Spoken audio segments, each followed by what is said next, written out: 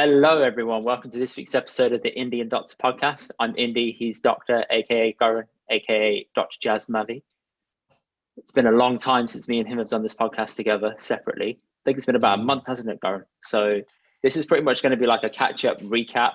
Thanks to everyone. We do have a talking topic if we get to it, but I've got a lot of stuff to talk to him about, man. Because how many episodes has it been? 5, 4, 5 ever since we hit? It's been me and you because we just pounded out as many guests as we could, man, which is good. It's been nice and insightful for me and you because we figured out how to talk to somebody on another level. It takes you to a different level of podcasting and guest interviewing, which is good, man. It's all good fun. How have you been? What's been happening? I saw you on the Instagram live with Sunny yesterday. Sunny's one of our friends. He's an Instagram TikToker influencer. One of our boys from our Bangladesh team. His name is Official So Hilarious on Instagram, I think it is. On all platforms, yeah, true, actually, all platforms. They had a little chat about mindset, and we all jumped on about 9 o'clock last night. Yeah. So how was it for you, man? How'd it go? I jumped in for the majority of it, but had to duck out early. Went really, really well. The intention Sunny and I had going into the call was to provide massive amounts of value. You know, Sunny has a big following, so 20,000 plus on Instagram, that is. And a few months ago, Sunny and I were having just a catch up, and we were just saying how, you know, he's built this community mainly around providing entertainment, which is very important. But he said when he first started out, he had sort of a secondary intention to run in parallel, which is about empowering people, motivating people, and getting their mindset, you know, to achieve whatever they want to achieve. Yeah, he said, you know, it just felt right to sort of get back in that space, and just so as it happens, and this is 2015 I'm talking about when Sunny first started. Yeah, we had a chat a few weeks ago. I said, look, I'm in a good position now where actually this is kind of what I do. You know, it's a podcast with me and Indy. We talk about this. It's not just about mindset, but the coaching I offer would be really good if we jump on the same space. And really, yesterday was just a taste to see, you know, is there an appetite for this? Do people really want to hear the stuff? And honestly, all I can say is that the people that came on were really, really engaged. Yeah. And although, you know, I think it's about 50 to 70 people in there at any one time. They were asking really high quality questions, and because we had that number, we were able to engage with them, meaning meaningful responses. And I really, really enjoyed it. You know, I had a lot of messages after, private messages, and on the back of that, I've set up a few phone calls with some people to try and help them, you know, with their mindset. Really, straight away, that quick? Yeah, I mean, there were a couple during the call itself, and then, you know, I just said that because the questions that some people were asking, they were very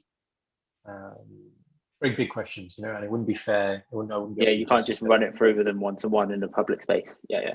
Absolutely. So I just said, just send me some details, and so I've got some calls booked in, alignment calls to help them work through that. And if they want to carry on, then, you know, I have a coaching program, and this is exactly what it's designed for. And it's these places like this, and we talked about being on Clubhouse as well. It's a great way to open up the dialogue conversation because, like I said yesterday, we all have the same problems. Different disguises, different names, same problems. So it went really well. Thank you so much for jumping on that space as well. And no worries. My wife did say that Indy clearly knows you really well because you were dropping content. Essentially, you know, I would say, you know, what's funny, I right? even said it. But it's good because you reminded me of stuff I would say. Me and Sanj were sat there, and I was sitting with her, and I said, "Let's play Gaurav Bingo."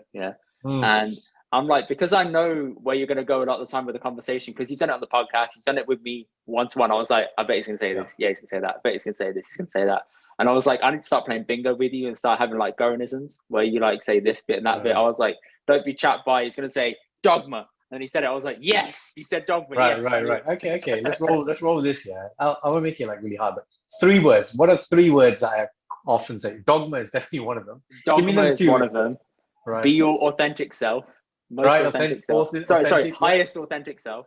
The one that I like the most is where you say, what is it?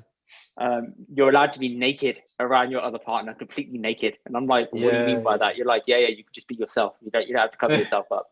And I was like, oh, that's very, very graphic there, Gaurav. Thank you. Right. That's pretty And then Shindy said that she had a comment saying, the typical Jazz Mavi line is like, do you want to have more? Do you want to do more? Do you want to be more? And I was like, yes, you want to be more? Yeah, that's it. A few people in there, everyone was saying like, this is amazing. I was like, please listen to our podcast. Goran says this each week. Trust me, man. He'll keep reinforcing it to you. To me, it's like, I'm used to it, innit, right? But to those guys, they're like, wow, this is amazing. I was like, he says this all the time. You just need to listen to him. Right? That's it. That's pretty spot on, man. I'm clearly in your subconscious. You're listening to me. You're All the listening to time. what I say too much, which yeah, maybe that's not a good thing for I you. think I listen to what you say more than you do because I edit the podcast and listen back to it. So I listen to what you say twice in the week. Right. So I listen on the podcast and then in the production as well. Right. Okay. That's good. Well, I like the idea. Yeah. So, and similarly, I can do something for you as well. Some indie bingo. So I think that'll be good actually. Indie bingo. Yeah. When we have a guest on who actually knows us quite well, like a friend.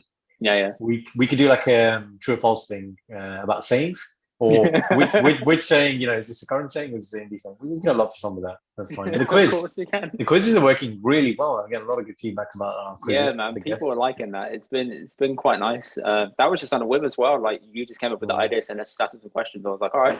And then it's working out to be really good content. People are really enjoying it. So that's quite nice to see. Absolutely. One thing I did want to ask you, me and Sandra saying yesterday, you obviously help people with their mindset and stuff. Tell me about what's the difference between you and a counselor? Because I feel like the two overlap quite a lot with a lot of the things people were saying yesterday. And I'm not sure if it's like, does that person need a mindset coach or do they need a counselor? So is there a lot of crossover in that space? Do you tend to find that with some people, or do you tend to think, oh, I need to push them onto a counselor because they're probably a better place to go onto that and address the real problems within themselves instead of me doing that for them? Absolutely. Great question. There's two parts to the question. I think the first thing to say is, yes, there is a difference. And a couple of words I use in this space, I'll just open it up a little bit, is counselor or counseling, mentoring, coaching, consulting. Yeah. They're all similar, but they all have slightly different roles. And I'd say the role of a counselor is more so speaking to understand and essentially really get to the root cause of why somebody may have issues. And that is about exploring thoughts and feelings and emotions and certain behaviors. Yeah.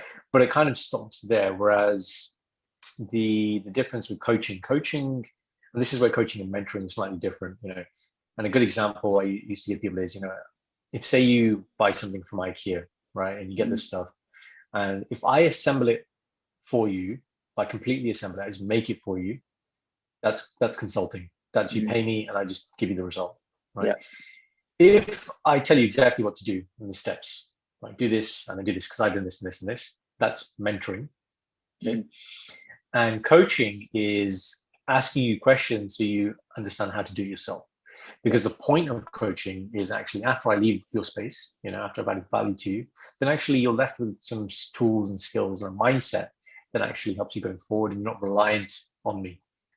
There is a space for counseling, and now this is where it gets interesting because as a doctor, even though I'm a doctor, there are certain things. I'm not a psychiatrist by any means, so I recognize the limits to my own practice. And in the initial alignment call, we call it, which is really to flesh out where somebody wants help, and I have to get really super specific and really drill down, get the scalpel and just dissect and get to what is the actual thing you want help with.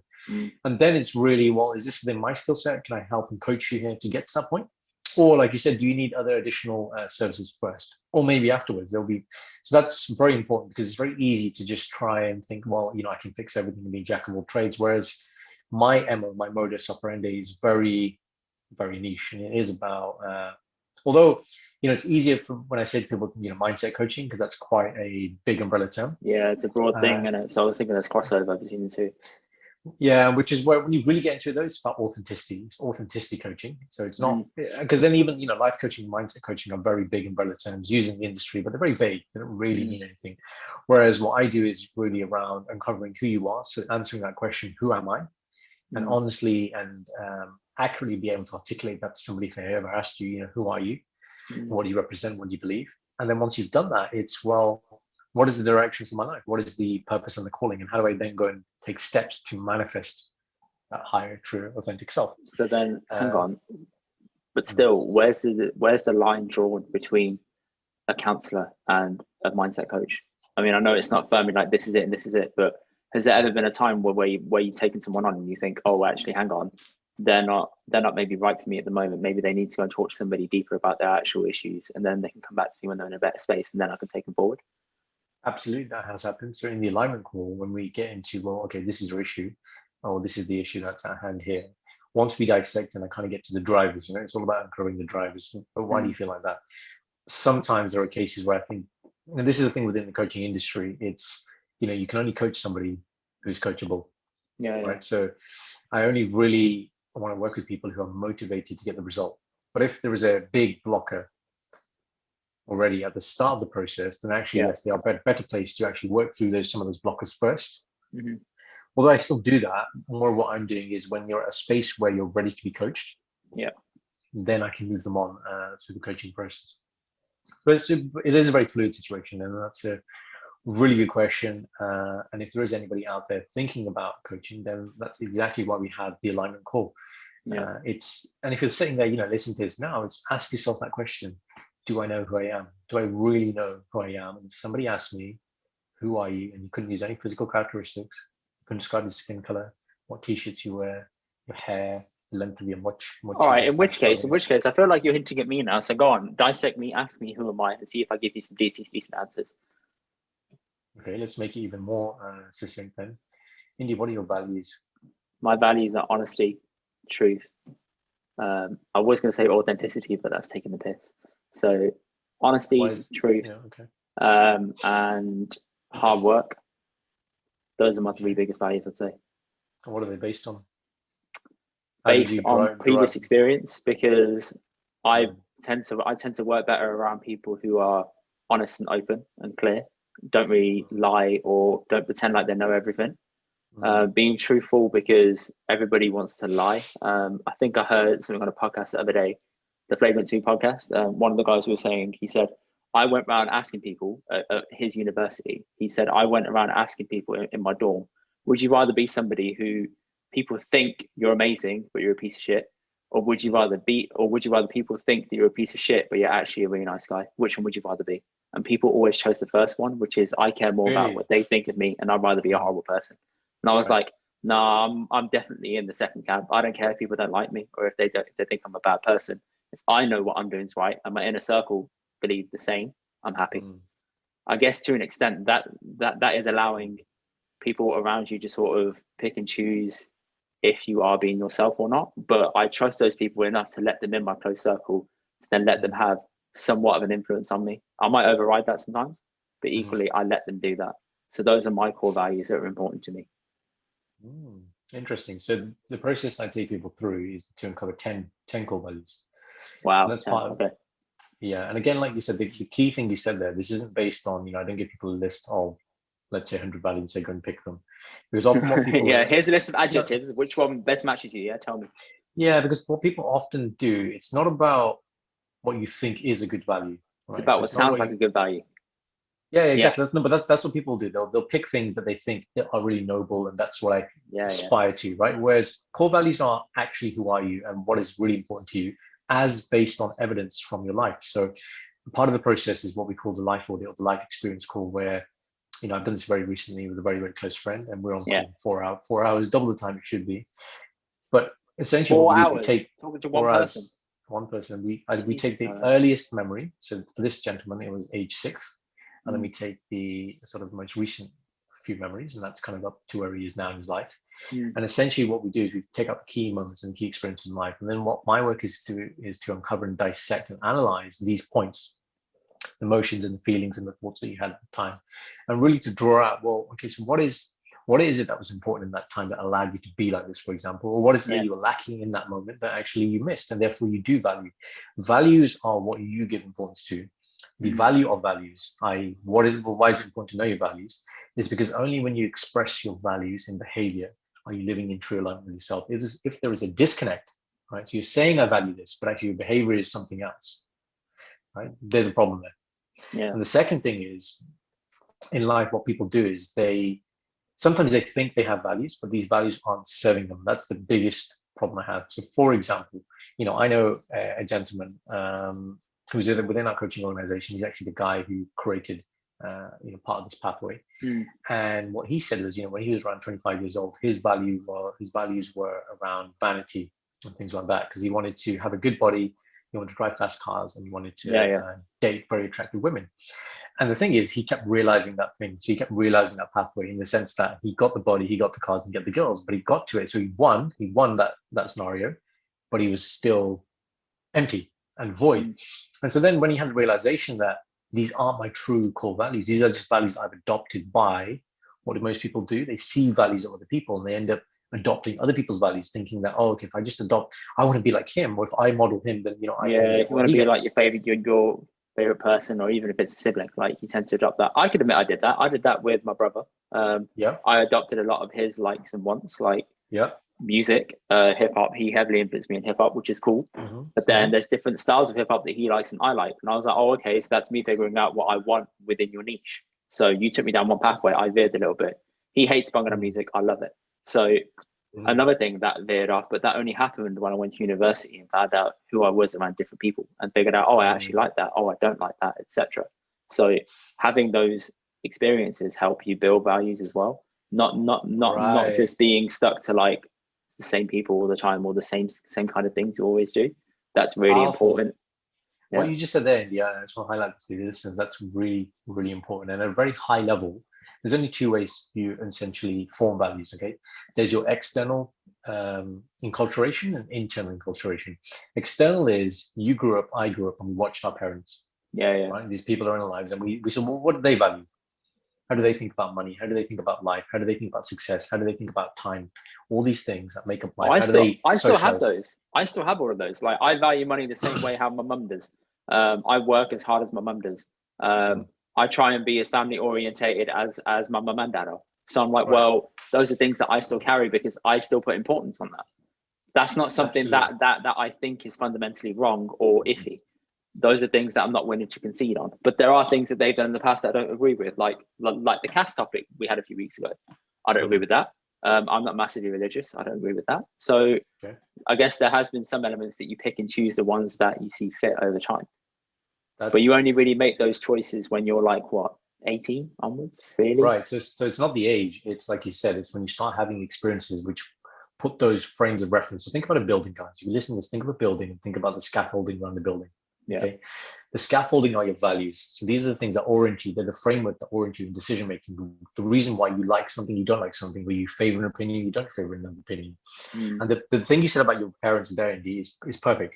It's not that actually the values they give to you, they pass on, is based on what they were taught, right? And some will serve you throughout your whole life and some won't. Think of it like when you have a really small plant. Okay. And for that plant to grow in the first stages, you have that bamboo stick. Let's say, and the bamboo stick is your parents' values. And it will help you to a certain point. There's a point where the plant just wants to just break off and do its own thing. And it does its own thing and it goes free. And at that point, it's where you look at, well, these are the values I was given. These are the experiences I've had. What's a blend of the two? It's what we rescue from the past. So that's what the parents are giving us. But we're also looking to, well, what experiences have I had that have uncovered things which are meaningful to me? But you can only have that if you have experiences. That's all life is, so the work of values over time changes, and it's having more experiences and understanding deeper parts of yourself. And that's when we talk about higher authentic self, it's really understanding who am I at a very deep level, because once you have conviction in that, then outwardly, you know exactly how to act and think, and you're not trying to conform to anybody else's expectation, and you're only really ever yourself. To go back a step, you had external, which is parents, etc. So what's internal? So to finish up external then, external is one, your parents. Number two is when you go to school, so education, academia. People telling you what you should value. So for example, academia classically is championing higher education, job, kids, pension, the blueprint for life. And then the third one is idolization. So we look at people, look at society now. Who do we put at the top of our pyramid? Who do we say is the epitome of, humankind? And it's footballers, it's actors. These are the people that are paid the highest amounts of money. We're saying that this is what it means to be human. It's not though, because you look at these people when they publicly, have blowouts. So, Michael Jackson, Kanye West, all these people have lots and lots of wealth. And you give them that this is the standard that needs to be out. They have the values that I want to attain. And then when they don't and they publicly fall, you're like, okay. So those are the three things for externalization: idolization, observation from your family, and education. Internal enculturation, how do you form your own values? It's by having experiences, like you've said. It's going through life and having situations which force you to reflect on, are these values serving me, right? And generally it's when you have massive amounts of chaos in your life. And I talk about this all the time. It's this whole yin yang, the chaos and the order. Multiple times in your life, things are just going to happen. And when that happens, the question you'll ask yourself is, do I have the framework? Do I have something that orients me in the dark? Do I have a way of navigating through this storm? To get you out of the other end, to make it clear. Yeah, or do my values not serve me? And that's the thing. It's not about being easy. Chaos. It's not that people should say, I never want chaos in my life. That's not realistic. Here's the thing, right? It is unrealistic. People always go through shit, and you're always going to have problems. So it's how you can get through those problems and what sort of methods you do. So some people might go into a shell and they might go really quiet. Some people might just explode and say, fuck the world. Some people might try and get other people to handle their shit for them. So that all goes back to your own persona. Like, which one do you match? I know for a fact that if things go difficult for me, I go very quiet. And I'm like, I need to just be quiet, put my head down, figure it all out. And then when I figured it out, I'll speak again. Yeah. But until then, I go silent. I can't explode at the world, because if I do, it doesn't get me anywhere. It doesn't feel like it's anything. It doesn't do anything for me. But I know other people that they'll explode and feel better 5 minutes later. I'm like, all right, cool. If that works for you, then that's fine. But I'm way more complicated than you are. Fair enough. Congrats to you for having that outlet. Absolutely. And that's the kind of the point of the work, is basically to say you don't need to be like anybody else. It's okay. It's absolutely necessary for you to be yourself.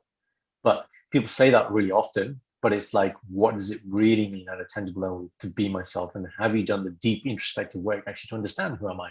And do you have a way of continuing to do that? And that's what part of the process is. What's your way of dealing with issues like chaos?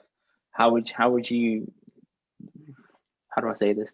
What's your instinct that you tend to go to when you're in like a lot of shit on your plate? You're like, what do I do? I've got to do all of this. Do you go quiet? Do you get other people to help you out? Like, what's your go-to? So it depends on the chaos.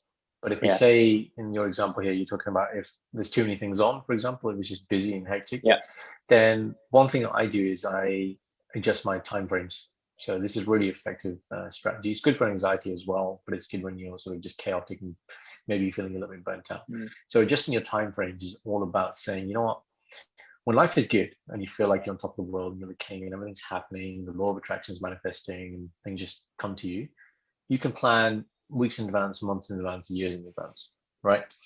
When shit hits a fan, adjust the time frame. So I'll adjust now and say, do you know what do I need to do? What's the next one thing I need to do? Or what do I need to do in the next 5 minutes, the next 1 hour, the next 1 day? And I focus and I allow my mind only to go as far as that. So I'm not then thinking of all the other things. Yes, there may be a lot of problems, but then sequentially I have to deal with one problem at a time. So I'm a big believer in unitasking, not multitasking.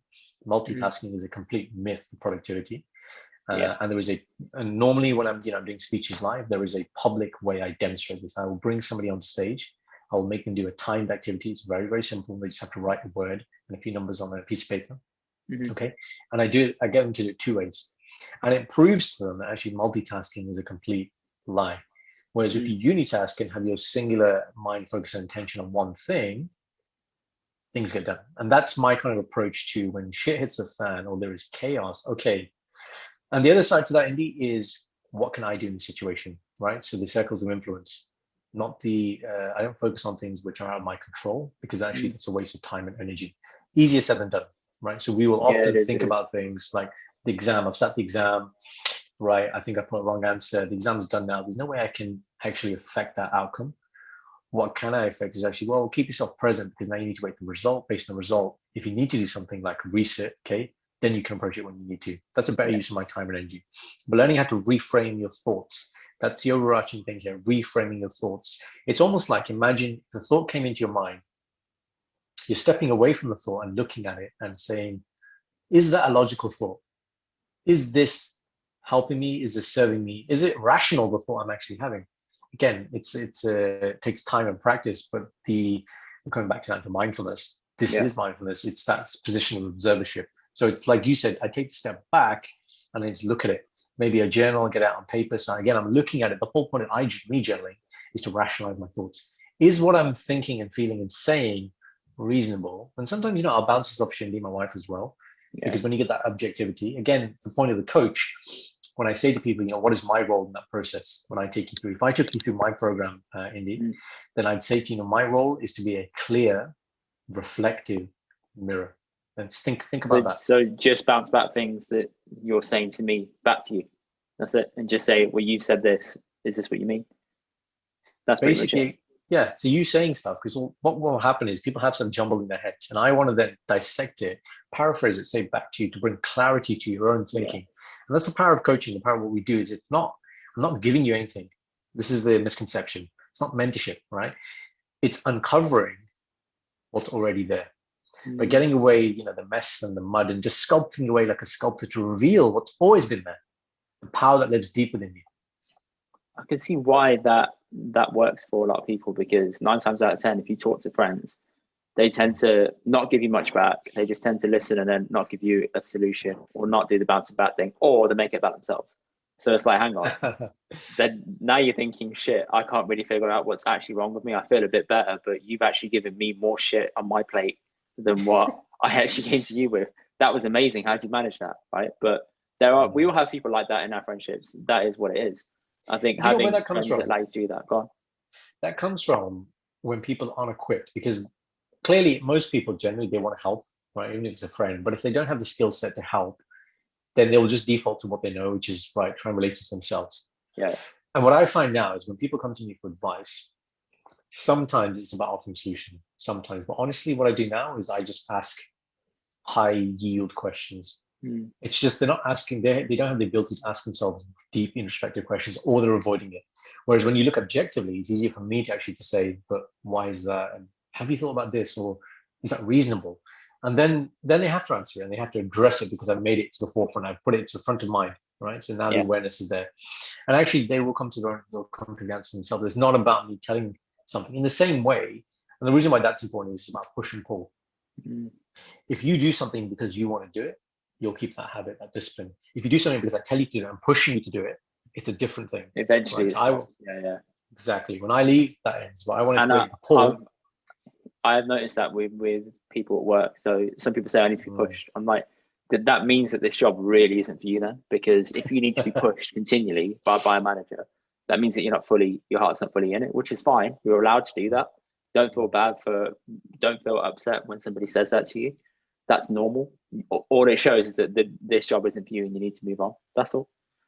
Don't take it in a bad way, but people see it like, oh, why do I need to be pushed? It's like, because you don't want to do it, right? Or if you want to do it, you'll do it on your time. But that doesn't work in a workplace. Like, with me, if you give me something, I will get it done. I just may not get it done straight away. I'm trying to work on that and change that a little bit, but I will get it done in the end. And I'll come to a story about that in a bit. I need to tell you about how I proposed to Sanj, because this is a common example of how I managed to do that, but I'll come back to that later. But the whole push and pull thing, I really agree with that, because you need to be able to push yourself, not have somebody else push you along, because that doesn't get you anywhere. Absolutely. I mean, accountability is important. So in the same way, I know you and I, when we're doing editing and things like that, and you produce things, there's always deadlines. Yeah, deadlines serve as a way to focus, so you can then prioritize it, because you have many tasks, and so it's kind of things done. But yes, creating internal accountability takes practice. And initially, I think when people want to adopt a habit, I think it's really, really important to have some sort of external accountability. So people talk about accountability buddies, like going to the gym, so let's go together, because if I don't want to go, you'll take me. So there is benefit to that until the habit is instilled, deeply ingrained, where it becomes your automatic programming. You're not thinking, just like you brush your teeth. Because people say it takes a certain amount of days until you form a habit, right? Like, what is it, 60 or 90 days or something? Well, the number varies. The smallest, people say is 21 days. But again, I find the most important thing when you want to form a good habit or get rid of a bad habit is first reduce the barriers or the entry cost to doing something, right? So by that I mean, say you want to start really simple. Make it really simple. Just turn up. All right, you've turned up the first day. Next day, all right, you turned up. Now go on a bike. Okay, you turned up and gone on a bike. Now turn up and go and lift a dumbbell. Like little things like that, incremental gains, and then boom, you're now doing it as second habit. And you're like, oh, now I need to get a PT to tell me how to do things properly. Fine, you can do that. Have one session, see how it goes, maybe two, maybe three. Then you can phase back 3, 2, 1 and do it all yourself. See, it's a flow that people need to understand how to handle things. Rather than going from 0 to 100, it's just not Exactly. realistic. Look at the podcast. I listened to our first podcast the other day. I can't listen back to it. The audio is too bad for me considering compared to it now, right? I can't listen to it. Like I've got the volume up so loud that if you move on the sofa, because you moved a lot on the sofa, I didn't move at all, right? You were moving a lot on the sofa, and you can just hear the whole mic go. And I was like, oh God, man, that's horrible. That's so bad for listenership.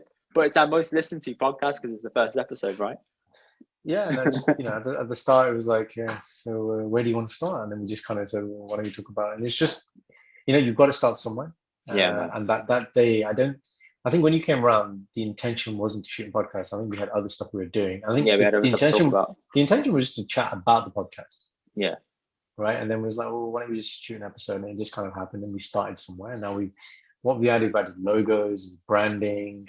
We've got music on there now. We have guests coming on. We have templates. We have a senior leadership. Mad, only in 10 weeks. The senior leadership as well is very, very useful. Yeah. Right. Very important. We had a call just before this, Indy, with a freelancer working in the Philippines. Yeah. To help us out with our editing side of things. So yeah, man.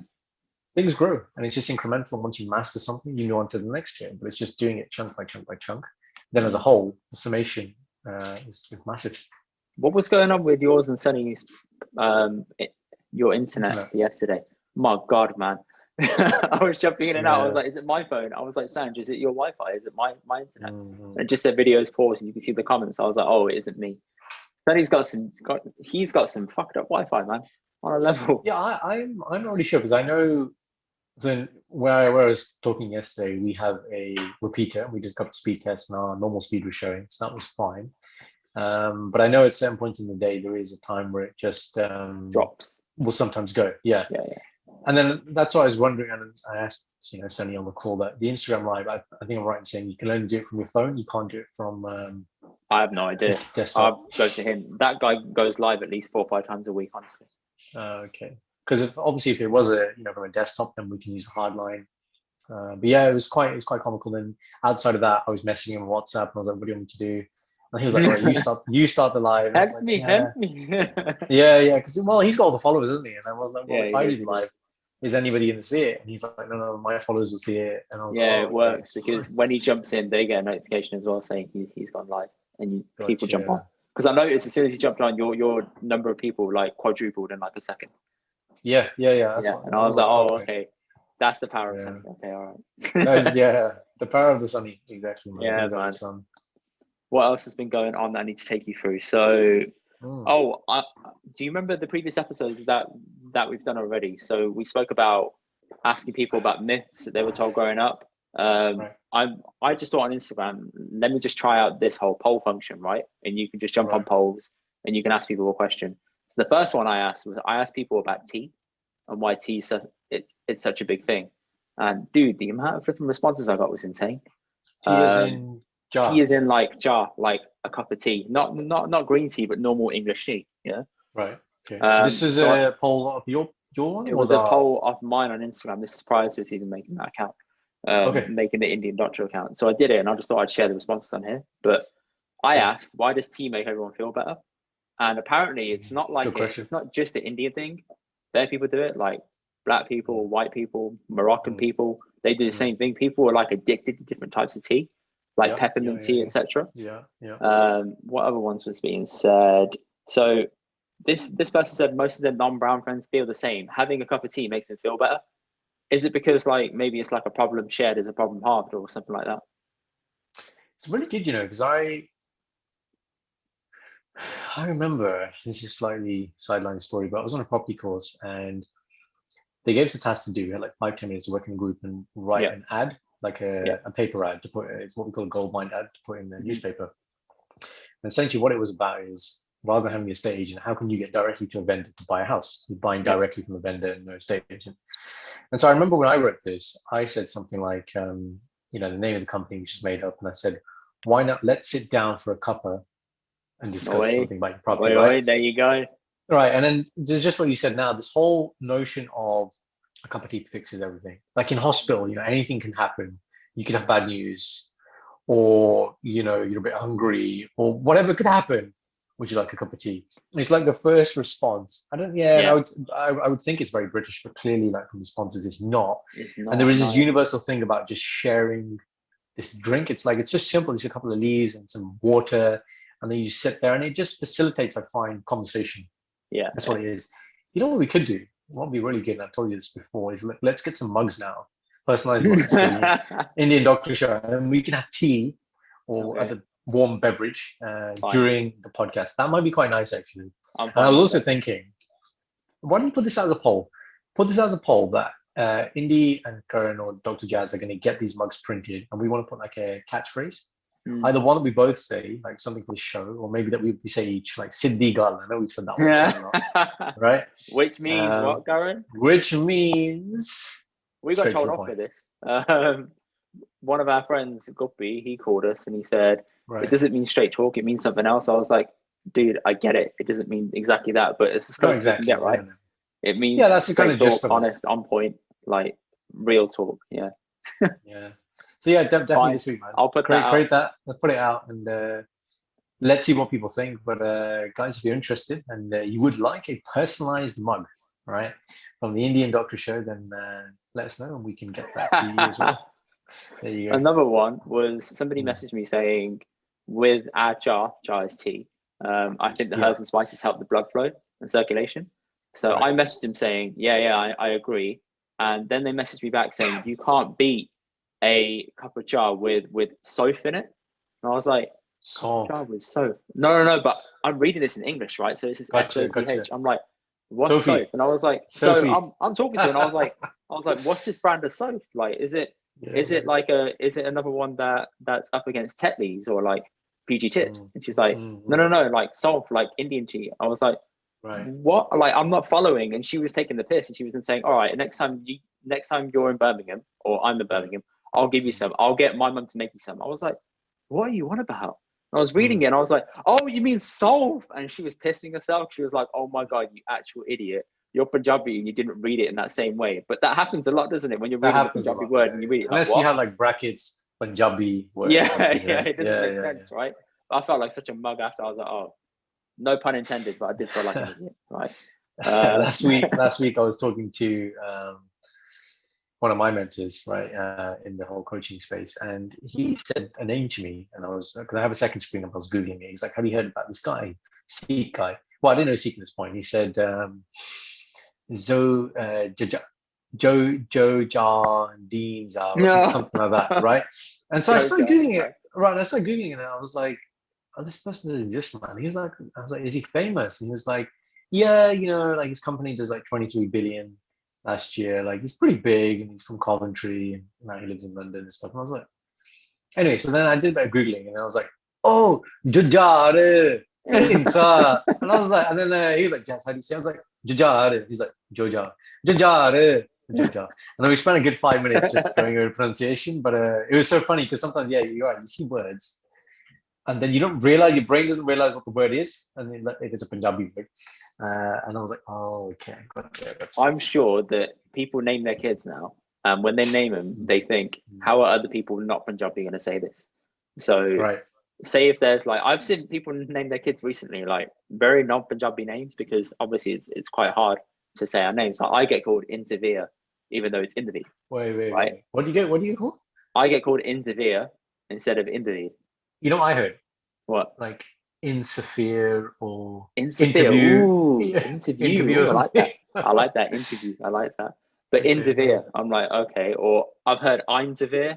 I've heard Endeavor. I'm like, it's not Endeavor, mate. Yes, thank you. yes, that's a good one. Endeavor. I like that one. Very good. Endeavor. I've heard plenty of those. So now I'm thinking, our generation who are going to have kids, we need to properly sit and think like, is this word appropriate for people that are not Punjabi to say it in a somewhat similar way? So say if you're going to call a kid like, I don't know, Ahmed, Amar. I was like, all right, that's decent. But if you're going to call something like Sarjeet and you get Surjit, not the same. Oh, Sarjeet! Yeah, exactly. Right. Goodness gracious me reference. I'm like, hang on. Yeah. It's not the same, is it? It sounds really different. So I'm like, Yeah, if I'm honest, I understand your point, and I know there's a trend about going to like kind of fusion names and things. Yeah. But honestly, when I have kids, I think my headspace at the moment, I think she shares that view set, is to have traditional names. Yeah, and to actually to, for example, look at one of our friends, Kartar. I was going to Yeah. bring this one up. Yeah. His name is Great. Kartar, Kartar. Right, great name. And then he's got obviously that nickname, which is Carter. No, his nickname is Kate. But then if you listen to his voicemail, it says Carter, and I'm like, that's not how you say your name, mate. Right? But he says that's what people call me at work.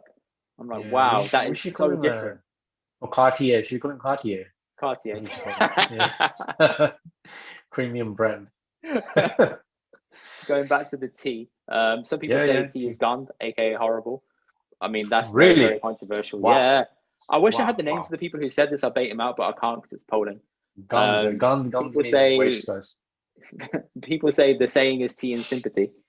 And I'm like, okay, but does it have the same effect when you're drinking tea alone? Who's giving you sympathy then?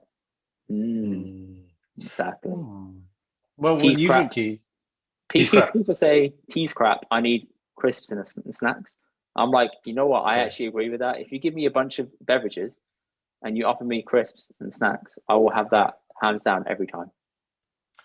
Yeah, different times of day, isn't it? Like there's certain points where you want a glass of Ribena or something, and a pack of crisps or chocolate. Yeah, I get that. But then there's certain times, afternoon tea, I really enjoy. I've never been to an afternoon tea experience, to be fair. I think it would be decent. Okay, but to me, it just seems like a hole of like just sweetness, right? Listen. Like you go in and you leave with the biggest sugar rush ever. That's what I envision it to be. Galston, okay. Your stag is going to be afternoon tea. I'm not doing afternoon tea. Downton Abbey. I'm going to take you to Downton Abbey, right? Highclere Castle. I'm just going to sit there and I'm going to teach you about the little finger and how to drink the tea. What's the little finger reference from what I never understood? Why do people have the little finger? Oh, it's just a personalized thing. It's just a bit of swag, isn't it? The pinky swag. It's not swag though. It looks weird. Why don't you just sip like that normal? Or you just do the whole dissy thing when you have the donga and you just drink like this. You know what, right? I used to get ripped for slurping on my tea. People were like, yeah. People are like, why are you doing that? I said, because I'm drinking it out of a thermos, right? And circuit, it's going to spill everywhere. I have to suck it out. Thermos. A thermos. Yeah, his mum calls it. Thermos. Yeah. So I actually got that and I'm slurping. They're like, can you stop slurping? I'm like, I can't drink it any other way. If you give it to me in a cup, I'm all right. Right. But it's gonna spill otherwise. On that note, I was having lunch yesterday. So I've got a colleague, doctor colleague I work with, really good friend, probably my best friend at work at the moment. He's a Lebanese guy. And then we got another consultant, really cool consultant. He's sitting in the room as well, and he's Arabic. Sorry, he's from the Middle East, and he speaks a lot of Arabic. And he started laughing, and I was like, what are you laughing about? And he said, I made this observation about the UK. And I said, oh, what is it? He said, here in the UK, if you burp, people get really offended. Yeah, they do. If you fart, it's like really funny. And he said, back home, it's exactly the opposite. Like if you burp, everyone's like, okay, yeah, you're enjoying the food. And if you fart, they're like, that's really disgusting. And he goes, it's just really. And then the other thing he said is, right, people. I don't know if you do this. Some people eat and then they kind of just make like noise. I used to do that. I used to get ripped for doing that, so I stopped. Right. My dad did that all the time. So this guy was saying like they have a saying back home where they're like, where's he from? Just out of reference. He is from Dubai. Okay. Yeah. Right, and he was like, they have a saying like, are you a cow? Or like, are you chewing? Yeah. You're right. You're a camel or some shit. Yeah. So it's all about, like you said, about noises. Yeah. And so slurping. Yeah, I don't think I'm not a slurper. I mean, I can get it if the tea's really hot. Yeah, you have. This is nothing I don't get. Like my mom can drink tea, boiling water, siddha, like straight away, guys. Like straight away without anything. Having to wait, and I'm there like, oh, let it cool down, and then I'm doing all this, and I'm putting one glass. You have to put it in 2 cups. For those of you that can't see audio, right? It's got 2 cups, and you drop it in between 2. They used to do that, like with steel cups, try and cool it down, right? Yeah, it does. Never worked. No, it doesn't work. It never does. All right, challenge. If you're listening to this now, make a hot beverage, whether it be black coffee. I discovered this when I used to do night shifts. Okay, it's my pre-night shift food thing, pre-shift, right? Starting like 10 p.m. would be dinner. And just before I left to drive in the car, 2 cups of black coffee. That was my thing to get wired for the night. And this is before I actually discovered that, you know what, you can just have half boiling water and then half like fridge water or have some ice cubes. Don't know why I didn't think of that earlier. Sorry, but what? Half boiling water, half fridge water, half and ice cubes. So No, you're or basically ice making a cubes. frappuccino. Or ice cubes. So if I want to drink coffee straight away, like not have to Yeah. wait for it to cool, then yeah, I just do half boiling and half fridge or whatever kind of mix, and I can just drink it straight away. If I'm a bit more leisurely, like on a weekend, then I just let it, be boiling and I just let it cool or whatever. But pre-night shifts, I used to have that whole glass thing, like you're saying, to cool it down. And it really, really does work, man. But it takes quite a few. Like it's not just one or two. You have to keep doing it. Yeah, you have to and keep doing it. eventually- And it seems like a lot of work for something to cool down. Yeah, absolutely. I've started doing yeah. this hack of like letting the kettle boil. And then when it's about to fully boil, I turn it off and then pour it. That way it's not piping, and it'll cool down quicker. Okay, man, game changer right there. You know what I mean? Guys, but you have to stand in front of the kettle. Life hacks. Be like, Life hacks. take it off. Oh. Yeah, that's it. We have a light. The light, when the light goes off and the click goes, then you're like, oh, Yeah. that's 100. So you got to know. My kettle starts shaking when it gets to that point. Your kettle starts shaking. Yeah. When it gets to that point, it's about to be like full. It's like, it's like looks like it's about to explode. Yeah. It's like, oh, okay, this is close enough now. So I might as well stop pouring. My old car used to that. I remember one of my old cars where I think it's my Mini, man. Like my Mini, when I used to get to like 90 on the motor, like times where you just want to hit 100. Like doing in-betweeners, you just want to know that I can hit 100. But my grip on the wheel would be so tight. I'm like, oh my God, the car is just shaking now. I'm like, bloody hell. And God, every time I got into your car, it was the most uncomfortable experience of my life, honestly. That Mini. You have me, you, and Qatar, right? You put Qatar in the front, I'm in the back, and I'm like, this is so horrible. It's How not designed. Can you sit in the back for 10 minutes? You can't. Yeah, it's only designed for 2 people. I mean, there are 4 seats, but really, it's just 2-seaters. It's definitely a 2-seater car. Yeah. And even if you're in the front, the seats all the way back, it's still not big enough, man. Definitely a car maybe your size. Yeah, absolutely. I do miss the Mini, man. I mean, you've gone from the Mini to like this big boat of a car now. Like the contrast is massive. Yeah, that's going. Soon it's going in April. The Audi A5. Ooh. Go back. What's the next car? A4. It's lined up. Fair A4 play. is estate. It's the next one. So yeah, excited to get that now. Interesting. All right. So back to the coffee, back to the tea. One person said because of colonialism. And I was like, oh. Ooh. Yes. Yeah, it is. Probably. I mean, if you think about it, it probably is. Definitely taken over the world, Rule Britannia. They went to India and they brought back the tea, didn't they? That was the. Of course they do. What other things is there? I think that's pretty much it for that. Now we're moving on to myths, right? So we did a podcast on myths and what people were told growing up that weren't true. We did a lot of Indian ones, but I heard some from like many people. So do you remember how when you were in the car and you turned the light on in the car? Yeah. Some people were told that turning the light on in the car as the person's driving is illegal and you'll get pulled over for it. I can't lie. I still believe that until I was sent that message. And I was like, wait, what? the little light next to the when you press the little light in the car, you turn it on. Yeah. Right. Yeah. And everything essentially is like lit up in the car and the driver loses their shit. Like, what the fuck are you doing? Right. And that person was told it was illegal. I was told that as well. I was like, you can't touch the light. Why? You'll get pulled over by the police. I was like, oh, okay. I still believe that until like about a month ago. I'm not even kidding. Yeah. Oh, that's brilliant. That reminds me of something else. I don't know if you had this, but say like you were in a car with your family, right, and you're going somewhere, and you listen to music, but now you're at the point where you need to find parking. So turn the volume down. Right, like I just need to concentrate. I need to find space. Turn all the music off. Nobody make a sound. Yeah, nobody talk and look for spaces. And it used to be this thing. It's like, why is it such a stressful thing just to find a spot? And like, it's not like it's not like Mission Impossible where if you don't find it the next minute, like I don't know, a goodie's gonna go. So it's like just drive around a bit more. But it used to be this thing like turn the music off. That is it now. This is time. I can't lie, man. I do the same thing when I'm in the car. Right. I'll like when I'm trying to park. I always park in reverse. I hate parking forward. Right, I'll park in reverse. Absolutely same. Turn it down, and I'm like, okay, let me just look. And I'm like, wait, my dad used to do this. Never used to understand why. Now I know why. It makes so much sense. It makes sense. Yeah. So much sense. There you go, man. Another little life hack came up. Not to drink from bathroom taps. Yeah. This is a big one. So yeah, this is a big one. So never drink from bathroom taps. I never used to, but I do. I do. I think the water stopped in my flat once at uni downstairs. So I had to go upstairs and use the bathroom tap to fill up water. And I was just drinking. I was like, oh, it's fine. It's the same thing. It's only So I when was I'm thinking, if abroad I can where wash my mouth out with it, then it's the same thing, right? It's only when I go on holiday and I'm staying in hotels I was specifically asked, like, is it okay to drink? Yeah, it depends on where from you the are, sink. though, isn't it? I see that in Yeah. India, definitely. Yeah, I mean, a lot of places just it's only bottled water, isn't it, that you drink? But yeah, at home, bathroom tap, absolutely. Definitely controversial. Eat the crust on your bread and your hair will go curly. What?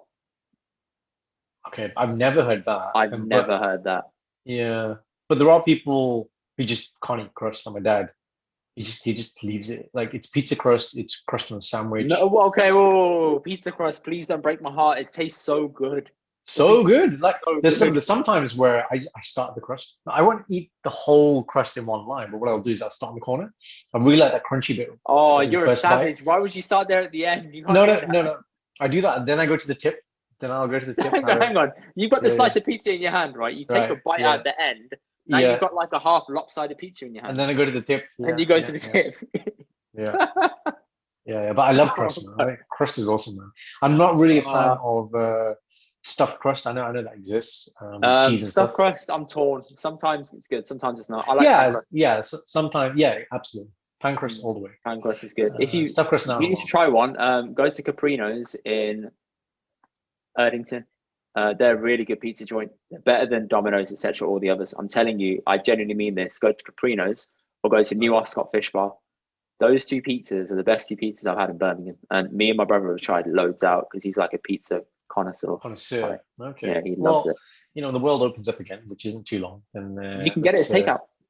Well, no, let's make a date out. Both takeout only. You can bring it over, and then we can. Oh, I'll bring it over. You know what, though, right? You know what? I'm popular again. I like a veggie pizza. So for Shindy, that's perfect. Shindy's your wife, right? It's perfect. She's veg. So I love a veggie pizza. Happily. I sometimes think that meat pizzas just aren't the one. Pineapple and no pineapple on pizza. Mate, Hawaiian is my favorite pizza. However, I had to say good that. Good man. Hawaiian is I love pineapple. I think pineapple has, often it'll be like, take the sweet corn away.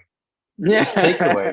Take away this tasteless little yellow thing and put me some pineapple chunks on the pizza. Put the pineapple chunks on the pizza. And I'm a happy chappy, man. Like, just double the pineapple up. Give me a whole slice of pineapple. And we do the same here in Indy. This kind of developed during lockdown where every Saturday, so today we're shooting today, Saturday. Takeout day, right? Tapas day. Oh, tapas. No, not takeout. Yes, we make our own stuff. And a lot of part of what we do in the tapas is always cheese and pineapple. Yeah. And this is something where I remember when I was growing up. So, I went to private school and you go to birthday parties for other people and non-Asian birthday parties, so white people's parties, they'd always have cheese and pineapple. Now, that isn't really something you eat generally in your house growing up as an Indian person. It just seems like the most random combination ever. And I remember seeing, I just stay away from it. I'm like, Mary, I don't want to eat that. Like, that doesn't look like anything I've ever seen before. And then, last year we've been doing it, and also we travel, we do these things, and I'm much more into cheese now, having been married. Shindy really likes cheese, and we do cheese boards and stuff. But it's a great combination, man. I think it's pineapple. I think I just love pineapple. I think pineapple's awesome, awesome fruit, man. I had watermelon this morning. That was really nice. I'm coming to that one as well. But the watermelon thing, it came up again, saying you can't have watermelon because it's too much water. Yeah, I asked my mom that often, and it's almost like I've sworn at her or something. She's like, "No, we don't talk about that." And it's like, no, you just some things you don't question. You get some parents sometimes, isn't it? But why? No, drop that line. because I said so. Like, you don't question these things. I'm like, Mum, I'm 29. You can't say that to me anymore. No, you can't. No. Fine. That's gospel. Going back to the crust one, I saw my niece and nephew. They used to eat crust, and they went to someone's house, came back, and now they don't eat crust anymore. And I'm like, what happened? And it was just because they saw somebody else do it, and then they didn't want to do it. They're like, oh, it's not nice anymore. I'm like, wait, you were yamming this the last time I gave it to you. What are you doing? Crust is good food. I'm like, no, I don't want it anymore. And I think it's because they went to school once, and I think somebody in their family cut the edges off on the crust because that's how they like it. And they had it like, oh, this actually tastes better. It doesn't really, but it doesn't, man. I guess it's controversial. I like it when the crust is really crispy, almost not burnt, but like just crispy and crunchy. I'm just like, oh, really good, man. Do love it. Crust, It doesn't feel, yeah. crunchy crust. That's it. Yesterday on the live, if there's anybody listening to this now who actually watched the live with Sunny, once we finished, one of my school friends actually rang me and he said, "Oh, why did you say crunchies?" Right? Because I said, "Oh, if you had everything in the world, you had all the money and all the crunchies," and it sounded really random. The backstory to that is when I went to Canada 2018. My cousin was graduating. Went to see Sunny as well. I said to him, "What do you want?" I'm coming from England. He said, "Give me 6 packs of crunchy bars." 6. Because like I don't know, there's 5 in a pack. It's like loads of crunchies. Yeah. Because he absolutely loves crunchy bars. So He to loves him, when I crunchies was and squash. yeah, oh my god, squash. When he first went to Canada and he's making his videos about what's not here. Yeah. He's like, like you just can't find squash. Even oh, that's interesting. This last week, Indy, I met a doctor who I'm working with. I didn't realize he was Canadian. Like I thought he was a bit Welsh, like clearly my radar's a bit off. But how about your accent detector? Yeah, absolutely. And then he was like, "Yeah," but he's been here a long time. He sounds really like English British, but there are words where he goes a bit Canadian. And I said, "So how do you differentiate between American and Canadian?" And he said, "I'll give you a really easy example. So the word water, right? He said, if Water. you're American, if it's American, it's a T, and if it's a Canadian, it's a D. So water and water, water and water. So D, water and water. That's the difference. They sound the same. The way you just said it exactly the same. Water. Okay, that sounds a bit weird when I say that. Water is a T, and then with a D. He did it much better than I'm doing it right now. But there is a subtle difference, and when he did it, I was like, "Yes, okay, I get it now." I get it. Yeah, that makes sense. I get it. The water thing. Wow. Apparently, if you sneeze prior to leaving the house, you have to stomp your feet or eat something sweet. I've heard it. Yeah. And there's something about salt and pepper or something. You throw things over your shoulder. Isn't that rice? When a girl gets married, you got to throw it over her shoulder. Oh, no, not that, man. Yeah, that is also the case. I bet that's another one that was made up, and they're like, "Oh, well, if they throw rice, then you got to stomp your feet when you leave the house as well." Like, yeah, let's just take that home and see where it goes. Swear to God, someone made it up. Isn't there the other one as well where, if you sneeze, somebody's thinking about you? Yeah, something like that. Yeah, if you sneeze, someone's thinking about you or something. Yeah, or talking about you. Talking about, yeah. I don't know if it's a nice thing or a bad thing. I don't know if it's either, but I get hay fever, so I'm very flattered by that. Thank you. So everyone's thinking about you. Exactly. Having almonds prior to an exam, bruv, I told you this almond shit. It's not true. It's not real. We talked about this brain food, bro. Brain food, yeah, death food for me. Right, and how many badams? There isn't a number. No, listen. 1. Why is it 5? Why is it 5? It's always 5. Everything is 5. Everything in 5. Everything. 5 badam. Every day. Swear no. And you will be Prime Minister. You'll be scientist. You will have. That's it. Nobel Peace Prize. You will get it. Okay, you will get it if you have 5 nuts every single day. Oh my days! Apparently, apple juice can give you cancer, and I was like, "Were you told to stop drinking it growing up because you drank so much of it?" That's what my answer was. Yeah. Washing your hair on Tuesday is bad. Yeah. I never understood that one, man. Yeah. Don't drink milk after eating fish. What? Yeah. Yes, I've heard this. Why? Why is that bad for your digestive tract? No idea. A lot of these things, like even you said at the start about how tea is good for your body.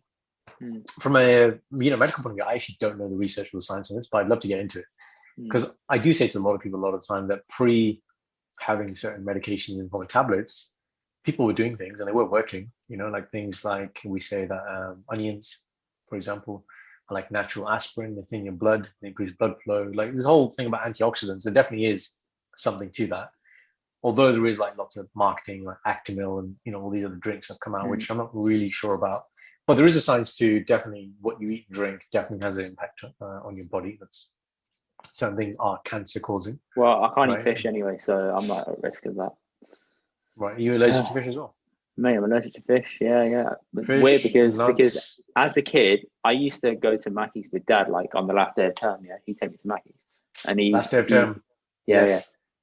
When you get picked up early at 2:00. That's it. Oh yes. Yeah, that Happy Meal. Oh yes. You go to the Mackey's drive-thru, and he always got me a fish fillet, and I was like, okay, yeah. I'd have that, and then my mum was always like, his eczema always flares up after he has this. He's allergic to McDonald's. I was like, no, please no, please no, no, no, no, no, no, no. Right? Not fish. McDonald's. McDonald's, right? And then we slowly started to realize, okay, I think he's allergic to fish. Apparently, I should try it again because I haven't had it for years. I used to be allergic to eggs. Now I can eat eggs fine. So maybe should we do? What I'm thinking is a controlled experiment during a live podcast. God. Right? Controlled experiment. You want to epidemic, don't you? Get Sanj, get the fish, and let's go. Sanj is in this part of that queue of people wanting to epidemic runs from Birmingham to London. I'm not even kidding, man. Everyone's waiting for it. They just want to stab me one time, honestly. That's it. Right in the ass. Yeah. Your fantasy. Apparently, you're gonna die if you eat just before you go swimming. Now I've heard that if you eat prior to swimming, you get indigestion, but you're gonna die. That's taking the piss, man. That's quite extreme, man. Yeah. And then some. Never put your shoes together at night, or a ghost will come and get you. What? Never put your. Never put your shoes together at night, or a ghost will come and get you.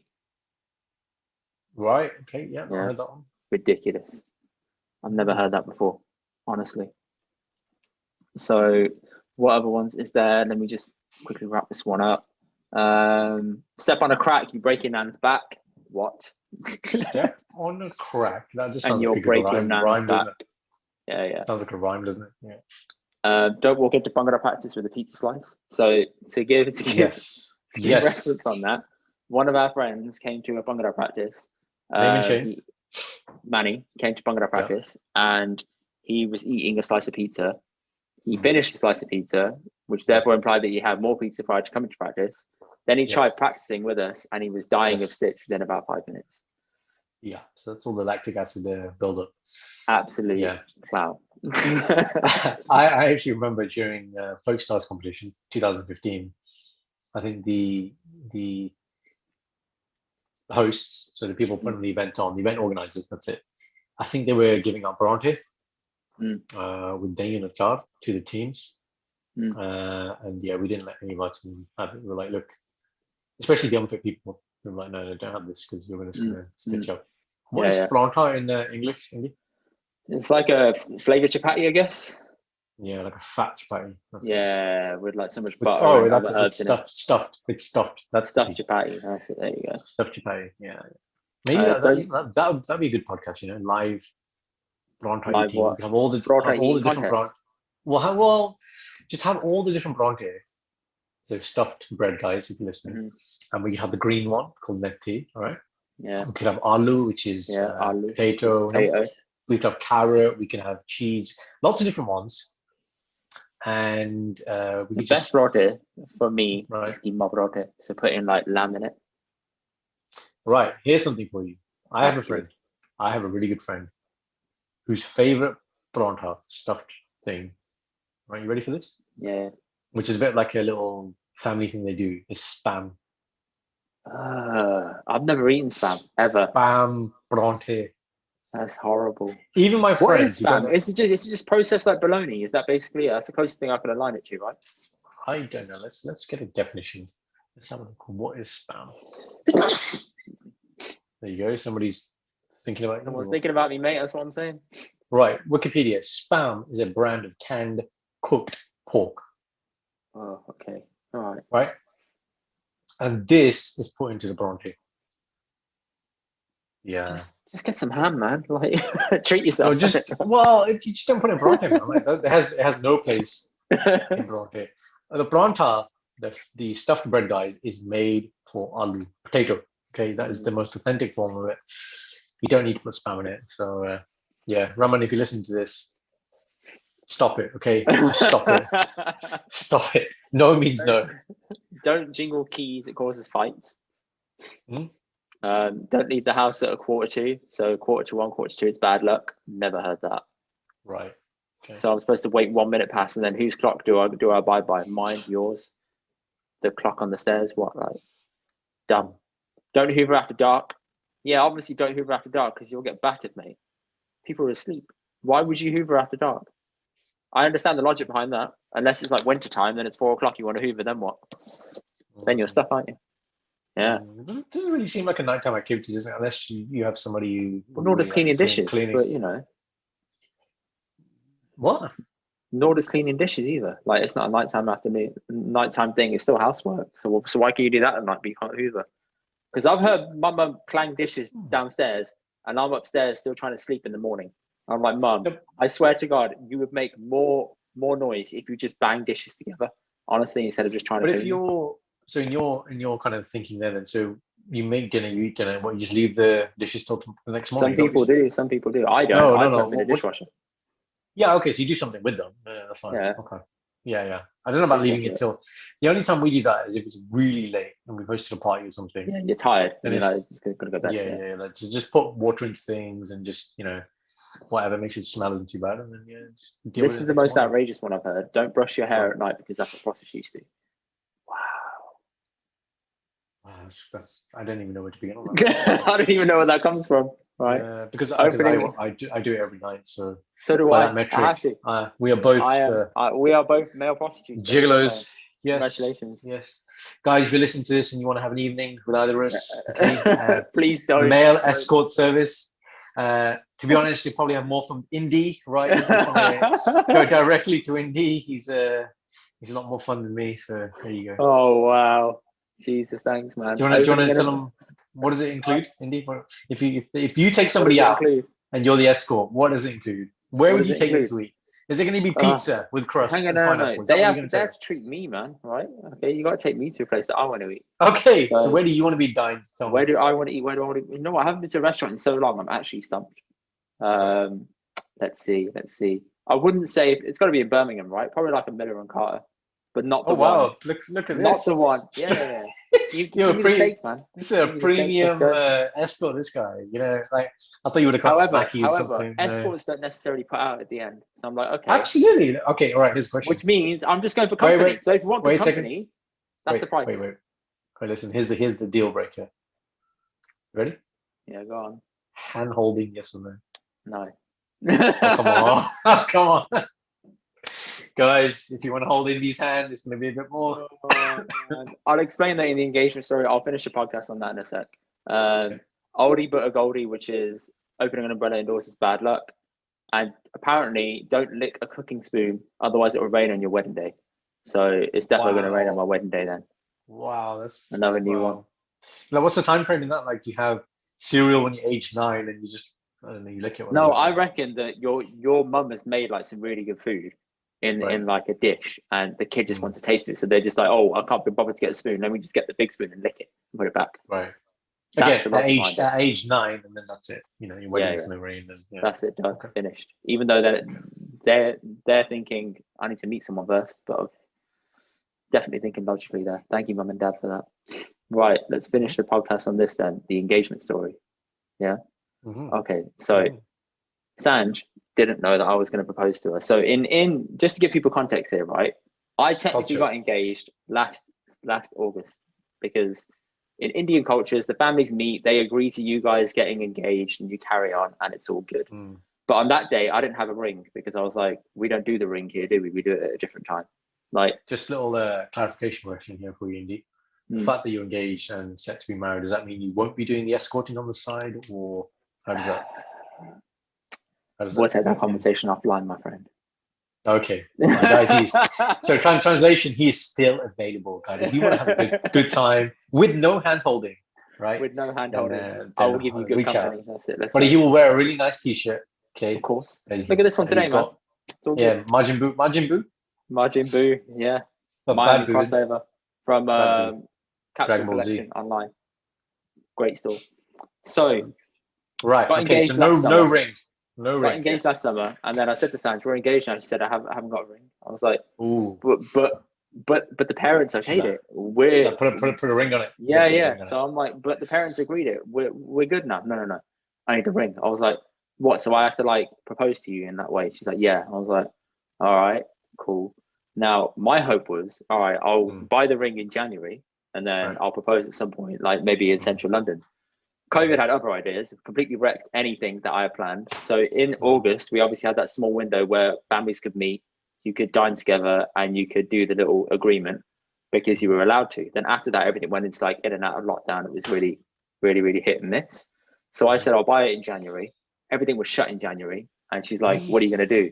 Now in my head, I'd already gone to see a ring guy last June with my bubby, my sister-in-law, and we already went there. We had a quote. I was like, yeah, cool. I'm just going to buy this quote. I know exactly as to what I want, how I'm going to get it.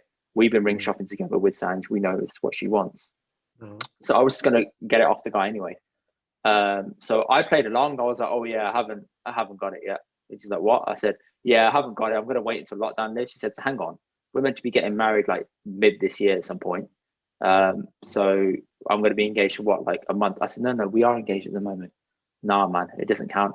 Not until she gets that ring, it doesn't count. So I just played along saying, yeah, it's not going to happen. Sorry, done. She obviously got upset, really pissed off at me for like weeks. Obviously. So in and out, always giving these little digs here and there. I was like, all right, I'll keep playing up to it. And I'd ordered the ring already. So I called up the place in Jewelry Quarter, Marlins. They're really good if anybody's thinking where to go for their ring for their fiance. Called them, had that done, got the ring ordered, special delivery sent home. The most nerve-wracking special delivery of my life, because you spend that much money on it and it comes in the post. I was like, this is not normal, right? So it arrived in the post. It was all good. Then I was thinking, all right, how am I going to propose to her? Because we're in lockdown. I'm bubbling with her so I can see her, but how do I do this? So can't take her out to central London because that's too bait, because no one's going into London. That's not going to work. Can't do it at a restaurant. All these ideas I had, not going to work. So I was like, all right, sack that off. How do I do this? Let me just decorate the flat, but I got to get her out the flat. Oh, okay, I've got to get her out the flat. How am I going to do that? So I said to her sister, can you just get her out the flat? Like, just take her for a drive or something in the car. You can be masked up. Just take her in for a drive. She said, okay, fine. So managed to panic with her sister to get to do that. I took a day off work. I drove down and I played it really well. So I got a balloon made with like happy engagement day. I'm still looking at it now. I've got that made. I had like rose petals done. One of my friends made cupcakes. Her name's Marham. She runs an Instagram called Cakeology. If anybody's interested, Cakeology_M. Go check her out. She made a little like box of cupcakes because Sam's likes red velvet cupcakes. Had our names on it and stuff, which is really cool. So I called her when I was outside waiting for her sister to show up. I was like, oh yeah, I'm spending the day with mum at the pharmacy, just sorting everything out with some paperwork. I'm a little bit bored. How you doing, etc. And she's like, oh yeah, cool, fine. I'll talk to you tomorrow. So she went to go see her sister. Ran into the flat, had it all planned out and sorted, decorated it all. Her sister told me when she was outside about an hour later. Sanj walked in and she thought someone had broken in because what happened was, normally to get to Sanj's flat, you have to get a fob to open the gate to get in. Now I came into the flat with my keys to get the fob. She'd taken it with her because she thought, oh, my sister's here, she's going to park up. But she took the fob with her. So I'm like, oh shit, now what do I do? So I knocked on the neighbor's door. They let me in with the fob. So I parked up. I was like, all right, panic over, cool. So she walks in and Sanchez is like creeping in, looking like, what's going on? I didn't leave the door open. I didn't have candles going on. Like, what's going on? And I was like, yeah, here you go. Pop the question. It's a nice burglar, isn't it? It puts candles on. Yeah, man. I did the whole candle thing. I was thinking, I hope it don't burn on the flat because this is a very expensive engagement now. So I had that sorted, proposed to her, and she said yes, obviously. I was like, this is the most straightforward question I'm ever going to ask. Oh, I love that. Yes, obviously. Obviously. Listen, man, it's all okay. You're not going to say no right now. Yeah. So she was shocked. Yeah, give people that context there. Again, if you're in the brand community, you know, like I remember when I was proposing to Shindy, people are like, oh, are you nervous about if she's going to say yes? No. Or, you know, they asked the question afterwards, did she say yes? I was like, look, we have decided to be together for 7 lifetimes, for the rest of eternity, right? It, like, done, finished. This is a done deal, man. If you're a brown person and you've like started holding hands, okay, then that is the unwritten rule that once you pop the question, it's just formality, you know. If it's a done deal, it's a done deal because you've already booked like dates for the actual wedding. You put down deposits, you book venues, etc. So this is literally just a formality to adhere to culture, being British. It's so that, you know, Sanj has a story, you know, it's all about the story. So she has a story to tell someone. What's the story, you know? And that's the story. Well. So she was shocked and surprised. And I said to her, I said, you can never question me again now. When you say I haven't done anything for you, I always come through. You can never question anything that I say. Don't question my methods. Don't ever question it. I get it done. You did not expect this at all. I win. Okay. I win, right? Guys? I win. That's the advice here. Your advice for a happy, successful relationship. That's it. You got to make statements like that. I win. Yeah, I okay, win. you That's it, bro. lose. I win, you lose. You were giving me so much shit for weeks. Yeah, right. I win. Going back to the hand holding thing as well. Right. Goran saying this because when I went to Sanjay's house to go and like have the families meet, I had my cousin who's a lawyer draw up a wedding contract, and So good. The wedding contract said, like, I said to Sanj, like, for years, I was joking with her saying, like, you know, like in the Big Bang Theory where Sheldon has a contract, like, you know, the relationship agreement. I might do that for her. She's like, no, you won't. I was like, yeah, all right, I won't. And then I kept saying I would, and then I backed down. I was like, no, I won't. I think your dad will be upset with me, etc. So then what happened was everyone's sitting there, and I was like, so Sanj, I've got a contract for you to read here. So I pulled out the contract in front of everyone, and she's reading it. And I put some outrageous stipulations in there. I said, like, so good. We will have like one date night a week where Indy, if he so wishes, will make eye contact with you, and there will be sufficient hand holding at the end of the night. Should Indy, what was that line about Indy? Should Indy want it or choose, he will hold Sandra's hand. She will give me unlimited access to her Spotify. Because at the moment we were sharing it. I think Zoom account, Zoom access. The Zoom access, I should have added that one in definitely, right? I had a bunch of stupid shit in there, and she was looking at me like, you actually did this. I was like, yeah, I did it. So thank you to my cousin Anika for that. I really appreciate that. Guys, if you listen to this right now, the guys on the call, if you want to get access to this amazing contract, right? Get through to Indy. You got to protect yourself, guys. Come through to me, man. Speaking of all the guys now. She didn't sign it, but it's definitely one that she would tell people forever with that story. It's a verbally binding contract. That's all you need to say, okay? Verbally binding, that's it. A court of law. This you said this is okay. I know what I'm saying. Oh man, that's it, man. That was the story. I haven't actually told you that properly because you've been busy. I've been busy. We had the guests on, so that was nice. Very nice. We wrap it up there. I think we can. Yeah. So, guys, when you listen to this, wherever you listen to. I've got to give shout outs, haven't I? Few shout outs, okay, yeah. Shout outs are to Richard and his wife Lou. They listened to the Suck podcast. They really enjoyed it. So thank you for that. Right. Thanks to everyone who also listened to the Bangada podcast. I can't go through names because there's so many of you, but that was brilliant, honestly. The feedback we had from that was amazing. We're definitely going to get Harvey on again to talk about Punjabi culture and Sikh history because he's so knowledgeable in it. I did have a question for you though, Goran, from Richard. Yeah. I think you said in one of the episodes you were learning Italian. And he said, how did you do it? Because he's using an app called Duolingo, got bored. Yeah. Then one tip he was told was to watch a common show like Friends in Italian, so you can pick it up and hear their translations clearly. So that could potentially work. But how did you do it? I pay someone to teach me. It's really simple. Really? That's it. So verbaling, yeah. I mean, but that's my whole people listen podcast know. I'm all about mentors. So I found somebody's website called Verbaling. Yeah. VERBLING. You have a trial with somebody. And I'd say I found somebody who actually speaks a few languages because once I'm asked that, then they can teach me a bit of German or Spanish, whatever it might be.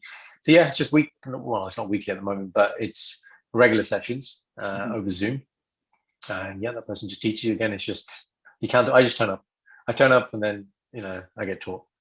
And so it takes away the, it's not the effort, it's not effort in, but it's accountability. That's it's the time as well to try and pick up a language is difficult. Absolutely, my friend. Any more shout-outs?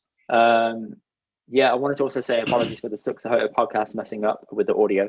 We now checked in place to fix it. It's all working now. People want to go back to that and listen to it again. Right. Correct. So go on. I had a message yesterday about that podcast. Yeah. Apple. I think there's still an issue on Apple. I don't know. Really? We didn't check. Yeah. No, so I checked it. It was fine. Have you checked it? Check it. I haven't checked it because I thought she meant Spotify, and I checked on Spotify straight away, and there's no issue there. That's where we primarily found the issue.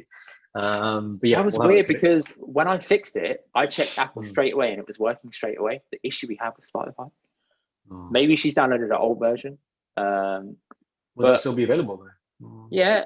Well, the if you downloaded the old version on your phone, you can't get rid of that, right? It's downloaded onto someone's phone. I see what you mean. Maybe they have to get rid of it and go back onto the platform and re-download it again. That's probably the answer to that. CT Fletcher story, I told you from last week. So CT Fletcher's a lifter, massive bodybuilder. Yeah. I told my brother the story back. He said, I didn't lift 10. He said he did 28 reps. I love how he had to correct that. Like, he said, I want a correction next week. I was like, all right. Right. What do they call that in the? There's a word for this. Retraction. Yeah, That's it. Newspapers.